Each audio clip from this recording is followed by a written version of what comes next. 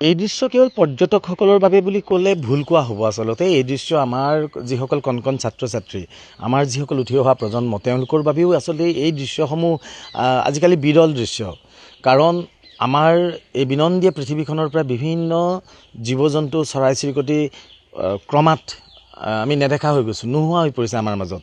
তাৰ মাজত অন্য এটা হৈছে টুকুৰা চৰাই। যি টুকুৰা চৰাই আগতে আমাৰ বাৰীবিলাকত সুলভ আছিলে। তামোল গছত বা নাৰিকল গছত সিহঁতে সুন্দৰভাৱে নিজৰ ঘৰখন তৈয়াৰ কৰি লয়, যাৰ কাৰণে ইমান সুন্দৰভাৱে ঘৰখন বনায়, যাৰ বাবে সিহঁতক বহুতে ইঞ্জিনিয়াৰ বাৰ্ড বা উইভাৰ্ছ বাৰ্ড বুলিও কয়।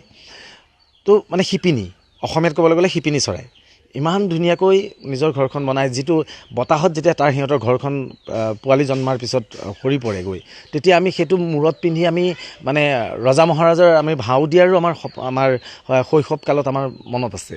কিন্তু সেই দৃশ্য আজিকালি ক্ৰমাৎ নোহোৱা হৈ গ'ল। টুকুৰা চৰাই দেখা পাবলৈ নোহোৱা হ'ল। তথাপিতো কাজিৰঙাত আজি সম্প্ৰতি শেহতীয়াকৈ 2-3 বছৰ ধৰি কাজিৰঙাৰ কঁহৰা বনাঞ্চলৰ অন্তৰ্গত কাজিৰঙা বিটত থকা বিটৰ বাউণ্ডেৰীৰ মাজত থকা ঠাইসমূহত আমি তামোল গছত এই চৰাইসমূহৰ বাঁহ আমি প্ৰত্যক্ষ কৰিছোঁ, যাৰ কাৰণে বিদ্যালয়ৰ বহু ছাত্ৰ ছাত্ৰীক লৈ গৈছে তেওঁলোকক সেই চৰাইটোৰ বিষয়ে ক'বৰ বাবে, চৰাইটোৰ বিষয়ে জনাবৰ বাবে। গতিকে সেয়া এটা এক সুন্দৰ দৃশ্য, বিৰল দৃশ্য। আচলতে এইটো সুলভ নহয়, যিহেতু সুলভ নহ'লেই সেই দৃশ্যটো বিৰল হৈ পৰে।